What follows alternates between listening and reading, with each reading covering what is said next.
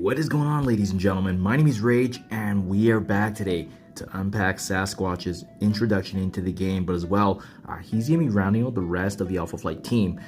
It remains to be seen how his event is going to be coming for his unlock, but it doesn't matter, guys. With him being a 45 shard unlock, it's going to be super easy to unlock him using the power cores that we've built up. So as you guys can see, he's really going to be the tank and protector of this team, right? He's gonna be applying taunt non-stop, so we'll be deep diving that as well, in addition to his opportunity to actually clear barrier and provide support for the team, which includes drain, defense up, death proof. So he's gonna definitely be a pivotal piece for defense, and what I do like is he does have specific bonuses to both raid and war, and he's gonna be granting that as well.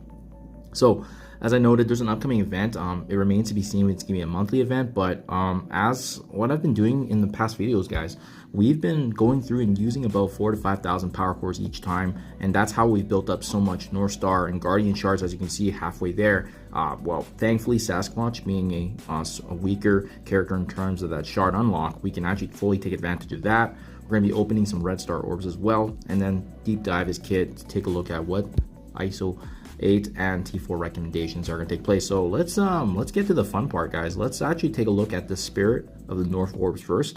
And as I noted before, typically it takes about 5,000 power cores from what we've seen anyways with their shard drop RNG. It hasn't been great, but let's see how we do today. Getting some blues or purples would definitely expedite this, guys. And again, this is a great opportunity because we've been building up so much power cores from being successful, obviously, in Arena. And remember, there is going to be an Arena event coming for Guardian as well, so make sure you guys are taking note of that. Now we're doing really good, so we're already halfway there, just opening a few orbs. This is why it's so nice having a 45 shard character unlock. You don't really need much to get his unlock, which is awesome. And I've been loving this new strategy because I've just been using my power cores, boom, just like that. So just about not even 4,000 power cores, we got the unlock, guys. There we go. Good stuff. Now let's just move over here real quick. And then again, because of the Red Star economy now, it's so easy to get these 7 reds. I've just been blowing my promotion credits here, as well as these Elite 7s. It basically gives us a guarantee unlock here. We basically just keep going with the duplicates until we actually get it. There we go, finally. So boom, the unlock, got the 7 red, guys. We're just zipping our way here. So we're gonna go ahead, we're gonna hit the unlock. Boom, boom, boom. Get the full visuals there. And yeah, super excited, guys, because I can start building these characters up actually in preparation here for essentially once I get the unlock of Guardian with his event. We're gonna be rocking and rolling here for Spotlight raids.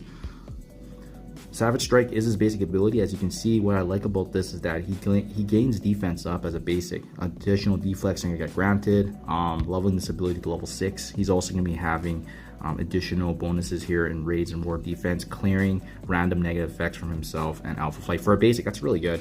The T4 here actually is going to grant 2 deflex to himself, so good for protection purposes, but let's hold off on the T4 upgrades just yet. Let's take a look at the rest of the kit to make sure, obviously, it's going to be valuable to invest in. So Rocky Pummel, special ability, clearing all barrier on enemies, as you can see, and as well applying a slow up to maximum 3 times. He's also going to be reducing the speed bar of the primary target by 100%, which is pretty notable. And then finally, if you are T4ing this ability, the safeguard for himself and all Alpha Flight, with this only costing 4 energy, guys, this is a big upgrade. I 100% would recommend this because of the fact that he's going to be ensuring that the safeguard sticks on his Alpha Flight allies, which means the positive buffs will also stay put.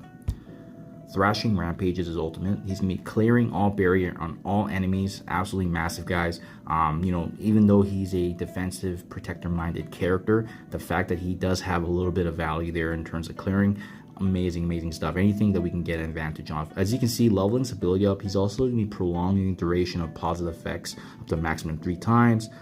Offense down is also going to allow the enemies for 2 full turns with additional focus. So nice that it's going to get that extra bit of juice. And then you get additional increase to damage until the T4 upgrade here actually granting trauma for 2 full turns to all enemies in raids and on war defense. Now, I almost feel like this ability is going to be a must-have for the Spotlight raids, not even more so the war defense, just because of the fact that there might be some enemies that can actually cleanse, and having this ability is going to ensure those debuffs. Then any negatives that we place on the team is going to stay put, and it's going to absolutely cripple the enemies that we're up against. So for that reason, right away, both his special and his ultimate do have a lot of value. I can see that actually lasting quite a bit, especially given how it impacts all enemies and as well as the team. Last but not least, Woodland Wanderer. So on this ability, quite a massive amount of information, so we'll just work our way top down. On spawn, he's applying defense up for 2 full turns and as well as death brew, so survivability right away by having this character on the Alpha Flight team. On any turn, if this character is greater than or equal to 75%, he does not have taunt, he's going to be gaining taunt, essentially getting natural protection. When he drops below that 35% threshold, he's gaining stealth to protect himself. He's going to be also granting deathproof and regen to himself and all Alpha Flight allies. So it's cool. He goes into a defensive mechanism and also triggers additional buffs for the team, really sparking that defensive mindset. And then finally, icing on the cake, if we do take down an enemy, he's also going to be healing for 5% of his max HP. So it does make sense to build him up as high as you can because it's going to scale with his HP. And obviously you want him to survive because he can keep triggering that 35% threshold that keeps coming back, right? Essentially he can heal and he drops back below 35%. Well, he's going to gain stealth again. He's going to apply death proof. Doesn't say if there's a limit, which is pretty awesome. Now we can start taking a look at what you're going to be getting once you upgrade this ability. On raids and war defense, on enemy death, offense down is also going to land on all enemies, greatly crippling the damage that they're going to be able to output. Especially right here, granting the 50% armor to himself and Alpha Flight allies, pretty notable. He's also going to be granting drain, which means all the Alpha Flight allies are going to get some sort of aspect of regenerating HP back with their damage, and as well additional 50% drain, specifically in raids and war defense. So you're going to need this ability leveled up in order to get that additional kind of health steal.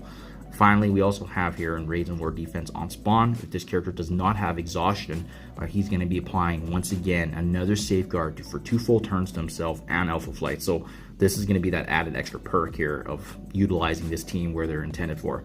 Last but not least, the T4 upgrade in raids and war defense gain 100% max HP, so that's going to obviously impact the healing that he does as well. And as well, if he does have defense up and he does not have exhaustion, he's going to be granting additional damage for himself and all Alpha Flight, making them all even bolstered and stronger. Absolute must-have, guys. I feel like his special, his ultimate, his passive, you absolutely need to take advantage of it in order for this team to function in both spotlight raids and war defense. For that reason, I definitely see all of them being upgrades I'm going to have to probably take advantage of. Having said that, guys, his protection, his ability to stay alive is going to be pretty important.